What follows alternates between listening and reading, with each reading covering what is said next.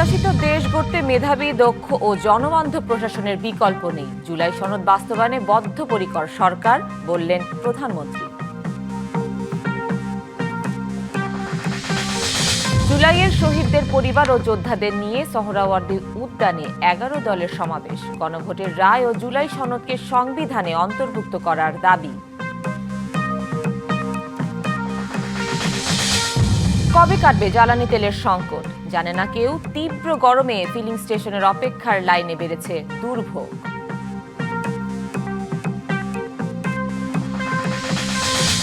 এবং পাকিস্তানের ইসলামাবাদে ইরানের প্রতিনিধিরা পথে। মার্কিন দল ওয়াশিংটন ভালো চুক্তিতে পৌঁছানোর আশা দেখলেও এখনো বৈঠকে বসতে নারাজ ইরান। প্রত্যাশিত দেশ গড়তে সব রাষ্ট্রীয় প্রতিষ্ঠানে মেধাভিত্তিক, দক্ষ ও জনবান্ধব জনপ্রশাসন গড়ে তোলার কোনো বিকল্প নেই, বললেন প্রধানমন্ত্রী তারেক রহমান।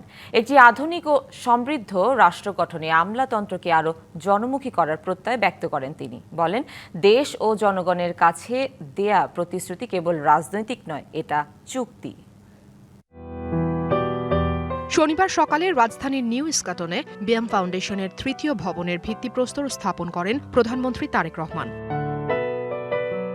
পরে তিনি বলেন, তার সরকার মেধানির্ভর, আত্মবিশ্বাসী, সৃজনশীল ও দায়িত্ববান মানব সম্পদ গড়ে তুলতে বদ্ধপরিকর। জনবান্ধব রাষ্ট্র ব্যবস্থা গড়ে তোলার ক্ষেত্রে আপনারাই হচ্ছেন সেই মূল চালিকা শক্তি, যাদের পেশাদারিত্ব, দক্ষতা, নৈতিক দৃঢ়তা ও প্রশাসনিক প্রজ্ঞার উপরে একটি জাতির উন্নয়ন বা ভাগ্য নির্ভর করছে। সেই কারণে আপনাদের দায়িত্ব স্রেফ প্রশাসনিক নয়, বরং অত্যন্ত গুরুত্বপূর্ণ নৈতিক এবং সাংবিধানিক দায়িত্ব। জবাবদিহিমূলক, ন্যায়ভিত্তিক এবং জনকল্যাণমুখী শাসন ব্যবস্থার প্রত্যাশায় ছিল দেশের মানুষ। বর্তমান সরকার সেই আকাঙ্ক্ষারই প্রতিফলন, যোগ করেন প্রধানমন্ত্রী। দীর্ঘদিন ধরে একটি জবাবদিহিমূলক, ন্যায়ভিত্তিক এবং জনকল্যাণমুখী শাসন ব্যবস্থার প্রত্যাশায় থাকা সাধারণ মানুষের আকাঙ্ক্ষার প্রতিফলন হচ্ছে বর্তমান সরকার।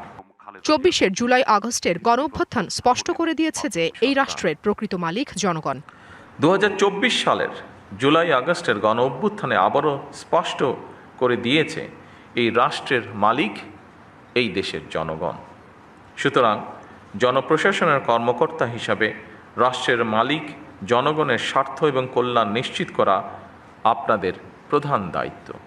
একটি আধুনিক ও সমৃদ্ধ রাষ্ট্র গঠনে আমলাতন্ত্রকে আরও জনমুখী হওয়ার তাগিদ দেন প্রধানমন্ত্রী। বলেন, জনগণের সেবক হিসেবে নিজেদের গড়ে তুলতে হবে। Afrin Anwar, DBC news, Dhaka. রাজধানীর সোহরাওয়ার্দী উদ্যানে জুলাই শহীদ পরিবার ও জুলাই যোদ্ধাদের নিয়ে জাতীয় সমাবেশ করছে জামায়াতের নেতৃত্বাধীন 11 দল। সকাল থেকেই দেশের বিভিন্ন জায়গা থেকে জুলাই যোদ্ধা এবং জুলাই পরিবারের সদস্যরা আসছেন সমাবেশ স্থলে। গণভোটের রায় বাস্তবায়ন, সংবিধান সংস্কার এবং জুলাই সনদকে সংবিধানে অন্তর্ভুক্ত করার দাবিতে আয়োজিত এই সমাবেশে উপস্থিত থাকবেন জাতীয় সংসদের বিরোধী দলীয় নেতা ও জামায়াত আমির ডক্টর শফিকুর রহমান সহ 11 দলীয় জোটের শীর্ষ নেতারা।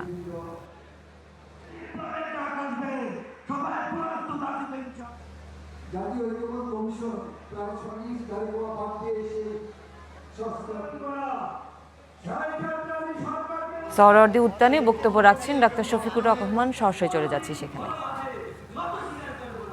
এখনো কথা দিচ্ছি, আমার সহযোদ্ধারা যেমন বলেছেন, ইনশাআল্লাহ আগামীর লড়াইয়ে জাতির প্রয়োজনে সামনের সারিতে থেকে আমরা যুদ্ধ চালিয়ে যাব।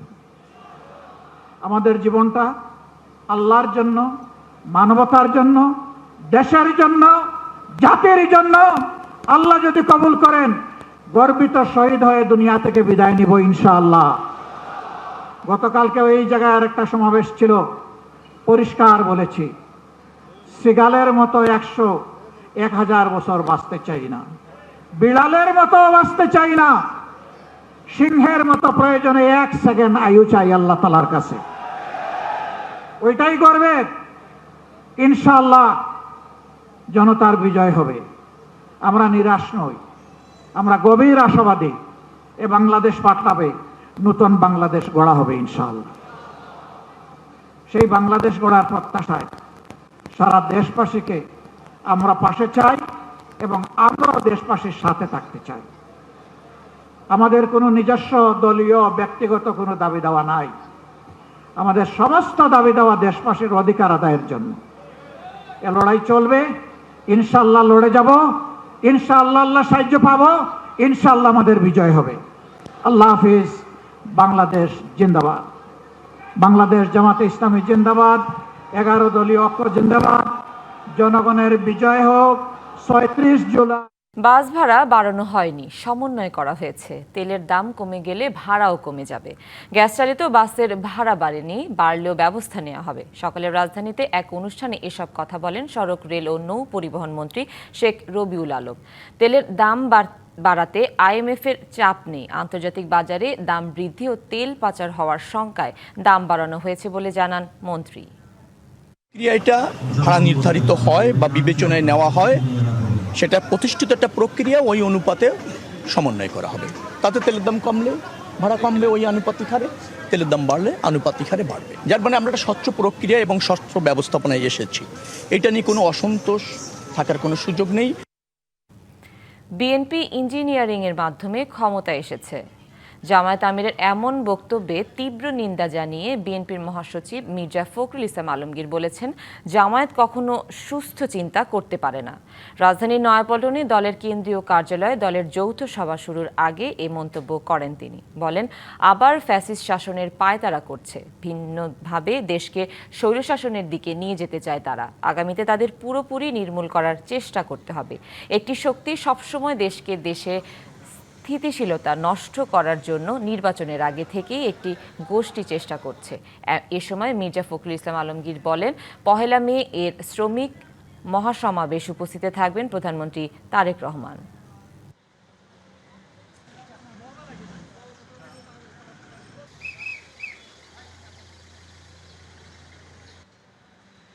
নগর, শহরতলি ও গ্রামাঞ্চলে লাগাতার বিদ্যুৎ বিভ্রাটে ভোগান্তিতে সাধারণ মানুষ। সপ্তাহের প্রায় প্রতিটি কর্মদিবসে বারবার বিদ্যুৎ বিভ্রাট হওয়ায় বিঘ্নিত হচ্ছে জনজীবন। সিলেটে দিনে প্রচণ্ড গরমে ভোগান্তির পাশাপাশি রাতে শিক্ষার্থীদের পড়াশোনার ব্যাঘাত ঘটছে। বিশেষ করে এসএসসি পরীক্ষার্থীদের প্রস্তুতি বাধাগ্রস্ত হচ্ছে। বারবার বিদ্যুৎ চলে যাওয়ার কারণে বড় প্রভাব পড়ছে ব্যবসায়ীদের বেচাকেনায়। নাগরিকদের অভিযোগ, শুক্রবার ছাড়া প্রায় প্রতিদিনই ঘন্টার পর ঘন্টা বিদ্যুৎ থাকছে না। যদিও বিদ্যুৎ উন্নয়ন বোর্ড বলছে, বর্তমানে পিক আওয়ারে সিলেট বিভাগে দৈনিক বিদ্যুতের চাহিদা গড়ে 220 মেগাওয়াট। চাহিদার তুলনায় বিদ্যুৎ কম পাওয়ায় গড়ে 35 থেকে 40% লোডশেডিং হচ্ছে।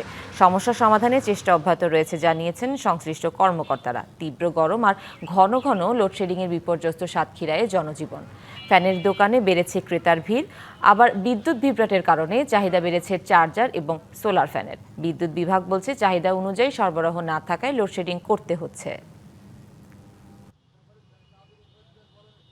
রাজধানীতে হকারদের পুনর্বাসনের জন্য 6টি খোলা মাঠ নির্ধারণ করা হয়েছে। রেজিস্ট্রেশনের প্রক্রিয়ার মাধ্যমে তাদের সেখানে পুনর্বাসিত করা হবে, এমনটি জানিয়েছেন ঢাকা উত্তর সিটি কর্পোরেশনের প্রশাসক শফিকুল ইসলাম খান। শনিবার রাজধানীর একটি হোটেলে নগর উন্নয়ন সাংবাদিক ফোরাম আয়োজিত ঢাকা কি মৃত নগরী হতে যাচ্ছে শীর্ষক সেমিনারে একথা বলেন তিনি। এ সময় তিনি আরও বলেন, গ্যাস, পানি, বিদ্যুৎ, হকার, রাজধানীর পরিকল্পনা সহ সকল বিষয়ে স্থানীয় সরকারের আওতায় আসলে ঢাকার বেশিরভাগ সমস্যা দ্রুত সমাধান হয়ে যাবে। আগামী মাস থেকে ডেঙ্গু প্রতিরোধে জনসচেতনতা বাড়াতে প্রতিটি ওয়ার্ডে ক্যাম্পেইন শুরু হবে বলেও জানান তিনি। আনসারগুলো এখানে দিয়ে দিয়েছেন। এটা হলে কি হবে, এটার আনসারটা কি হতে পারে। তা আমরা ফুটপাত নিয়ে কাজ করছি, অনেকগুলো উচ্ছেদ অভিযান হয়েছে। অবৈধ স্থাপনা যেখানে আছে 6টি জায়গায় পাইলট বেসেছে, আমরা 6টা মাঠ ঠিক করেছি, খোলা মাঠ। সেখানে তাদেরকে রেজিস্ট্রেশন নাম্বার দিব এবং কিউআর কোড সহ, যাতে করে ওই রেজিস্ট্রেশন নাম্বার, তার নামটা অন্য কেউ নকল করে না নিতে পারে। যে কোনো সময়ের চেয়ে দক্ষিণ সিটি কর্পোরেশনের বর্জ্য ব্যবস্থা নিষ্কাশন ও মশক নিধনে বেশি মনোযোগী বলে দাবি করেছেন সড়ক মন্ত্রী ও শেখ রবিউল আলম। শনিবার ধানমন্ডি রবীন্দ্র সরোবরে পরিচ্ছন্নতা ও মশক নিধন অভিযান অনুষ্ঠানে একথা বলেন তিনি। এ সময় ধানমন্ডি লেককে অবকাঠামোগত উন্নয়ন ও পরিষ্কার পরিচ্ছন্ন করে মানুষের ব্যবহার উপযোগী করার কথা বলেন। ডেঙ্গুর প্রকোপ বাড়ার আগেই প্রস্তুতি নিয়ে ঢাকা পরিষ্কার পরিচ্ছন্ন রাখতে হবে। জনগণ ও সিটি কর্পোরেশন মিলে এই দায়িত্ব পালন করলে নগর মানুষের বসবাস উপযোগী হবে বলেও মন্তব্য করেন ঢাকা দক্ষিণ সিটি কর্পোরেশনের প্রশাসক মোহাম্মদ আব্দুস সালাম। আমাদের পরিষ্কার পরিচ্ছন্ন অভিযান চলছে। জনগণ 50%, সিটি কর্পোরেশন 50%। এই দায়িত্বটা যদি আমরা পালন করি তাহলে 100% আজকের এই নগর বসবাস উপযোগী হবে। ঢাকা সিটিতে তার ধারণ ক্ষমতার 3 থেকে 4 গুণ লোক বেশি বসবাস করে। তাদের বর্জ্য সিটি কর্পোরেশনের যে সক্ষমতা সেটি দিয়ে ব্যবস্থাপনাটা করা বেশ চ্যালেঞ্জ এবং ঝুঁকি। বাট তারপর সিটি কর্পোরেশন আগের যে কোনো সময়ের চেয়ে বেশি তৎপর আছে এবং কার্যকর হচ্ছে। লক্ষ্য যুক্তরাষ্ট্র ইরানের মধ্যে আলোচনা। এরই মধ্যে পাকিস্তানের রাজধানী ইসলামাবাদ পৌঁছেছেন ইরানের পররাষ্ট্রমন্ত্রী আব্বাস আরাকচির নেতৃত্বে একটি প্রতিনিধি দল। ইসলামাবাদ বলছে শান্তি আলোচনার উদ্দেশ্যেই এ যাত্রা। তবে এ বক্তব্য নাকচ করেছেন ইরানি পররাষ্ট্র মন্ত্রণালয়ের মুখপাত্র ইসমাইল বাঘাই।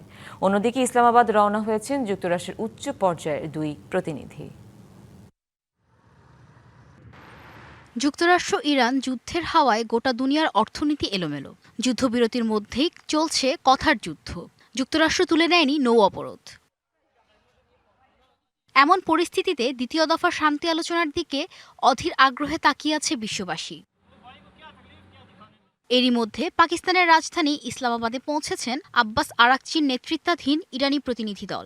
শুক্রবার রাতে ইসলামাবাদে পৌঁছান তারা।